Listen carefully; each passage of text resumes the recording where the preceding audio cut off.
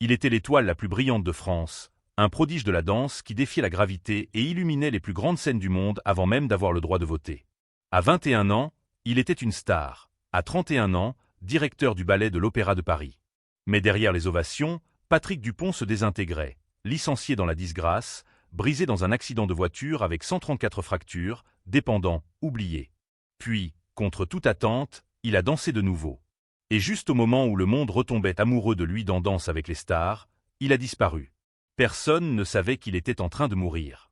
Quel secret se cachait derrière ce sourire si familier? Et comment l'homme qui avait dansé à travers la douleur a-t-il trouvé la force d'affronter la mort? En silence, voici l'histoire d'un éclat, d'une trahison et d'un dernier salut que personne n'a vu venir. Patrick Dupont est né en 1959 dans le 11e arrondissement de Paris, un quartier à mi-chemin entre la rudesse ouvrière et l'ombre des splendeurs haussmanniennes. Ses premières années furent marquées par l'absence. Son père quitta le foyer alors que Patrick n'était encore qu'un bambin, laissant sa mère, serveuse dans une brasserie des grands boulevards, tout assumer. Le loyer, les repas, les humeurs d'un garçon nerveux, débordant d'énergie et sans exutoire. Il n'y avait ni luxe ni privilège, seulement la survie.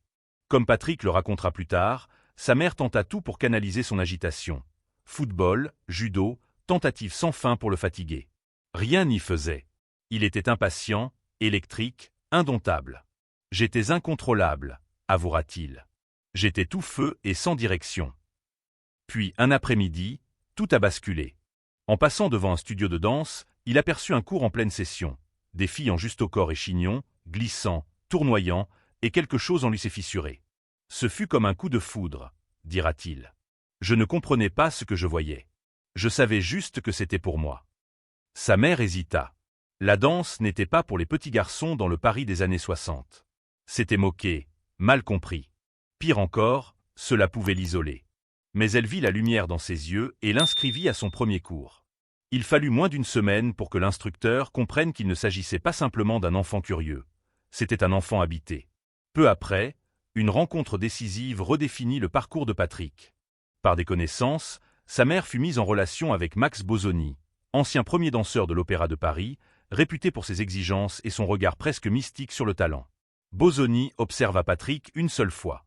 Cela suffit. Il avait le feu, la vitesse, la présence, mais surtout la faim, déclara-t-il plus tard. Bosoni, avec le chorégraphe et directeur de l'école de danse Claude Bessy, devint l'un des deux tuteurs de la métamorphose de Patrick.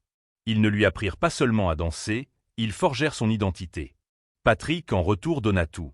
Chaque soir, après les cours à l'école de danse de l'Opéra de Paris, il se rendait dans le studio privé de Bosoni pour continuer. Il n'avait pas de temps pour les fêtes ni les distractions. Son corps devint son instrument et la discipline sa seule langue. En 1969, à seulement 10 ans, Patrick fut admis au programme préparatoire de l'école de danse de l'Opéra. Ce fut le début d'une formation intense, totale qui allait durer des années. Et pourtant, malgré les douleurs et les humiliations, il ne fléchit jamais. Rien ne pouvait se mettre entre la danse et moi, confiera-t-il. Mais son don avait un prix. À l'école, il était moqué, ostracisé pour être un garçon danseur, une étiquette qui, même à Paris, lui collait à la peau. On me crachait dessus, on m'insultait, dira-t-il. J'étais seul, mais quand je dansais, je n'avais plus peur. À 16 ans, Patrick entra dans le corps de ballet de l'Opéra national de Paris. La plupart des jeunes danseurs à cet âge se fondent dans la masse, tête basse, pieds précis, invisibles jusqu'à ce qu'on les remarque. Pas Patrick. Il attirait délibérément le regard du public. Dans le corps de ballet, je ne plaçais jamais ma tête comme les autres, disait-il avec malice. S'il tournait à gauche, moi j'inclinais à droite. Il fallait qu'on me voie. Ce n'était pas de l'ego, c'était une question de survie. Pour Patrick, l'invisibilité, c'était la mort. La scène n'était pas un lieu pour se fondre. C'était le seul endroit où il pouvait vraiment exister. En 1976, le monde découvre Patrick Dupont lorsqu'il remporte la médaille d'or au prestigieux concours international de ballet de Varna en Bulgarie. Sa prestation stupéfie même les jurés les plus aguerris. Une pirouette de 10 tours, un exploit presque mythique, soulève la salle. Patrick ne se contente pas de gagner. Il devient un phénomène international. À peine 4 ans plus tard, à seulement 21 ans, il est nommé danseur étoile, la plus haute distinction du ballet français, à l'issue d'une représentation de Václav de John Nemeyer. Il danse avec Sylvie Guillem, Monique Loudière, Marie-Claude Pietragala, Noëlla Pontois. Il est le visage d'une nouvelle génération. La France n'avait pas vu une étoile pareille depuis Nourrif et il collabore avec les plus grands, Béjart, Hellé, Grigorovitch, Roland Petit. Patrick avait quelque chose qu'on n'enseigne pas, déclara un jour Roland Petit. Quand il entrait en scène, on oubliait tous les autres. En 1988, il est nommé directeur artistique du Ballet français de Nancy. 2 ans plus tard, à seulement 31 ans, Pierre Berger le désigne directeur de la danse à l'Opéra de Paris. Cela aurait dû être l'apogée, mais pour Patrick, la pression n'a jamais rimé avec sérénité. Être étoile, c'est une charge, disait-il. Cela te coûte ton corps, ton temps, ta vie privée. Et le prix allait encore grimper. Cela aurait dû être l'apogée, le moment couronnant d'une carrière fulgurante. En réalité, ce fut un creuset. Pour Patrick, le titre d'étoile n'avait jamais été une question de gloire. C'était un fardeau. Être étoile, c'est une charge, disait-il. Cela te coûte ton corps, ton temps, ta vie privée et parfois ton âme. Ce n'était pas une métaphore, c'était sa vérité. Derrière les feux de la rampe, Patrick commençait à se fissurer. Le garçon qui s'était autrefois battu pour être vu luttait désormais sous le poids d'être constamment observé, scruté, critiqué, contrôlé. À l'intérieur, il était épuisé, anxieux, de plus en plus en décalage avec la machine autour de lui. Contrairement à ses prédécesseurs, Patrick refusait de se plier au code silencieux et étouffant de la hiérarchie et des traditions de l'opéra. Il ne flattait pas les bonnes personnes. Il ne jouait pas à la diplomatie.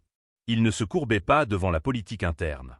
Il avait le charisme de Nourrif, dira un collègue, mais aucun filtre politique. Patrick croyait que le ballet devait évoluer, non pas malgré son héritage, mais à cause de lui. Il prenait des risques dans les distributions, défendait des chorégraphes contemporains et ouvrait la scène à des influences diverses. Il tentait d'ouvrir des portes scellées depuis des décennies. Certains le voyaient comme un visionnaire. D'autres comme une menace. Il s'opposait à l'administration fréquemment, avec passion, parfois avec imprudence. Il rejetait la lourdeur bureaucratique qui freinait tout. Il voulait du mouvement, de l'émotion, du changement. Mais l'Opéra de Paris n'était pas fait pour la révolution. C'était une forteresse de tradition et les forteresses n'aiment pas les séismes. Je n'étais pas préparé à la solitude, avouera-t-il plus tard. Soudain, je n'étais plus juste un danseur. J'étais celui qui prenait des décisions capables de briser ou de faire des carrières. On perd des gens, on perd des morceaux de soi. La pression était constante, les attentes étouffantes. Et bien qu'il continue de se produire sur scène, c'est avec moins de joie, plus de douleur.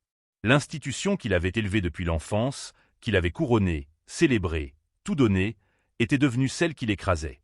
Le fardeau émotionnel se reflétait dans son corps. Blessures chroniques, épuisement et de plus en plus une dépendance aux médicaments pour tenir.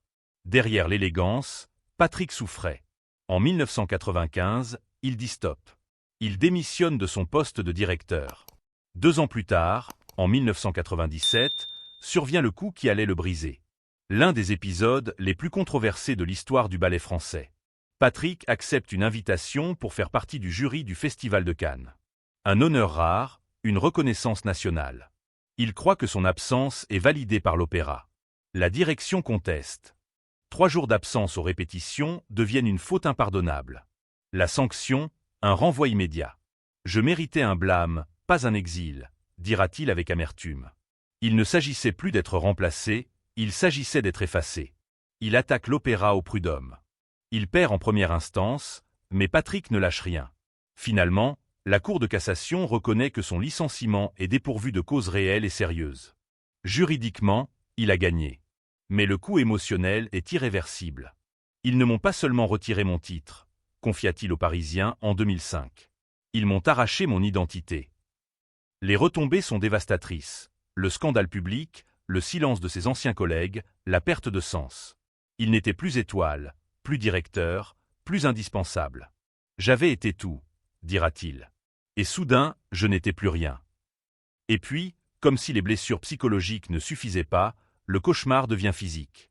En janvier 2000, la vie de Patrick Dupont a failli s'arrêter sur un tronçon d'autoroute entre Le Havre et Paris. Il revenait d'une mission de bénévolat sur l'île de Ré, où il avait passé 2 semaines à nettoyer les plages souillées par la marée noire de l'Erika, sauvant des oiseaux englués dans le mazout. On a sauvé plus de 3000 oiseaux, se souviendra-t-il plus tard. Mais au final, c'est moi qui ai perdu mes ailes. Seul au volant, épuisé, le corps déjà meurtri par des années de travail acharné, Patrick perd connaissance. La voiture quitte la route à grande vitesse et percute violemment une barrière. L'état de l'épave est tel que les secours ont du mal à identifier le conducteur. Lorsqu'ils extraient Patrick de la carcasse métallique, c'est un miracle qu'il respire encore. La liste des blessures est vertigineuse. 134 fractures réparties sur tout le corps. Bassin, côte, colonne vertébrale, clavicule, crâne. Une main presque arrachée. Les chirurgiens poseront 3 vertèbres artificielles.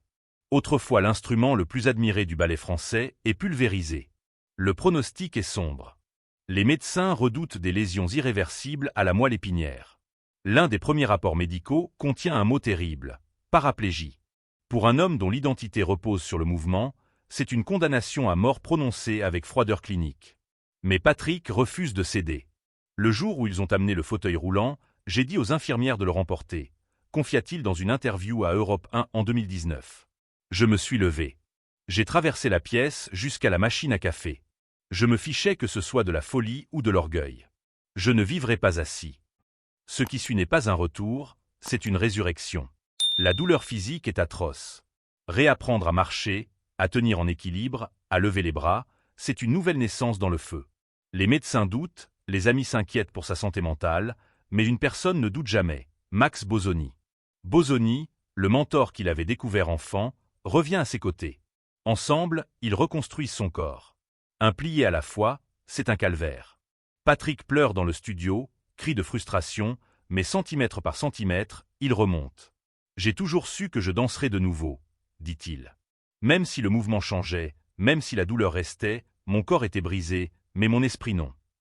Pourtant, les blessures ne sont pas seulement physiques. Patrick a été placé sous morphine pour gérer la douleur et quand les ordonnances s'arrêtent, le besoin reste. Il se tourne vers l'alcool pour combler le vide laissé par les applaudissements, la reconnaissance, le sens. C'est un gouffre et il y chute. Entre 2001 et 2004, il est arrêté 2 fois pour conduite en état d'ivresse. La deuxième fois, il est condamné à 8 mois de prison, dont 6 avec sursis. Les gros titres sont cruels. La presse tourne autour de lui comme des vautours. Le grand étoile est devenu un exemple à ne pas suivre. J'étais brisé dans tous les sens du terme, avouera-t-il plus tard. Physiquement, émotionnellement, spirituellement, j'avais perdu ma place dans le monde. Et pourtant, d'une manière ou d'une autre, il retrouve le chemin de la scène. En 2001, contre toute attente, Patrick Dupont réapparaît dans l'Air de Paris, un ballet semi-théâtral qui marque son retour à la vie publique. Il danse à travers la douleur. Chaque mouvement défie la gravité, l'histoire, le destin. Les critiques sont stupéfaits, pas parce qu'il est parfait, mais parce qu'il est vivant. L'étoile est de retour, pas intacte, pas indemne, mais renaissante. En 2004, alors que sa vie portait encore les marques visibles de l'addiction, de l'exil et des traumatismes physiques, Patrick Dupont reçoit une proposition en apparence modeste. Une chorégraphe nommée Leïla Darocha l'invite à animer un atelier dans son école de danse à Soissons, une ville tranquille du nord de la France. À cette époque, Patrick vit dans une quasi-obscurité, replié sur lui-même après des années de scandales médiatiques et d'effondrement personnel. Il n'a aucune intention de revenir sous les projecteurs, encore moins de tomber amoureux. Mais dès leur première rencontre, quelque chose change. Leïla n'est comme personne qu'il ait connue. Ancienne basketteuse de haut niveau devenue chorégraphe spécialisée en danse sacrée orientale, elle allie une intensité physique à une profondeur spirituelle qui le désarme. La rencontre devait durer 30 minutes, racontera Patrick à Paris Match. À 3 heures du matin, on n'arrivait toujours pas à se dire au revoir. Elle voit au-delà de l'artiste. Elle voit l'homme cabossé, brillant et secrètement en train de sombrer. C'était un être brisé, dira-t-elle plus tard, évidé par la tristesse, abandonné par le monde qu'il avait autrefois dominé. Pour Patrick, ce n'est pas juste une attirance, c'est une résurrection. « J'étais en train de mourir », dira-t-il sans métaphore. « Elle m'a ramené à la vie. » Dès lors, ils deviennent inséparables.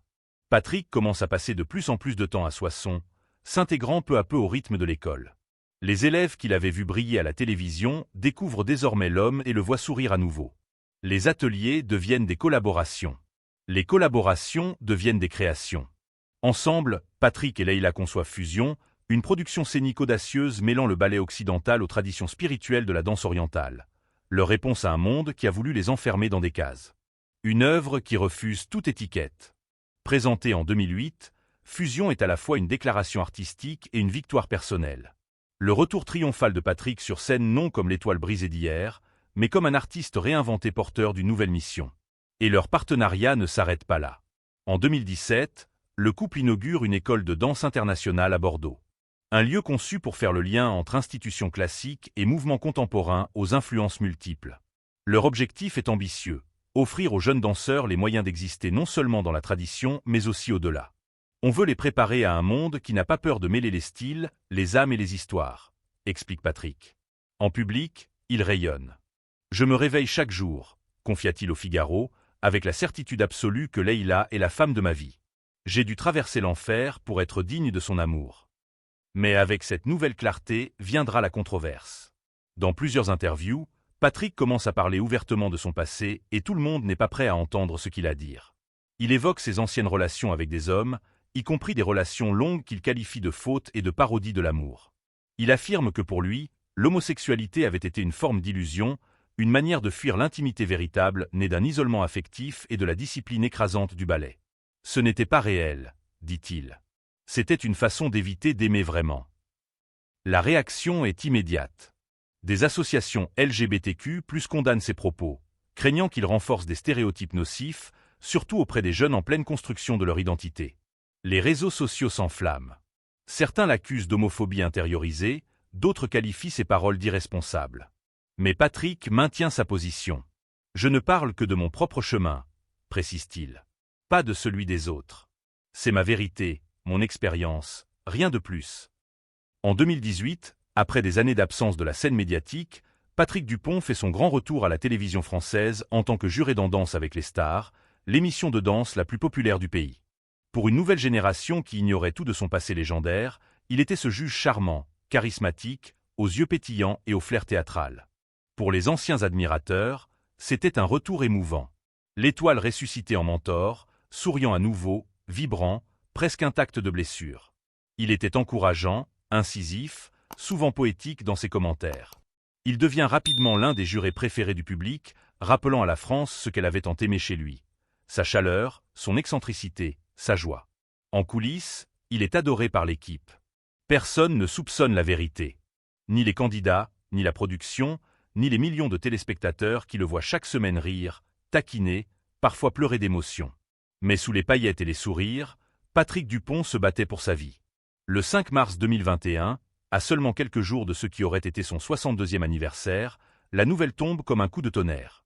Patrick Dupont est mort. L'annonce est brève, voilée de mystère.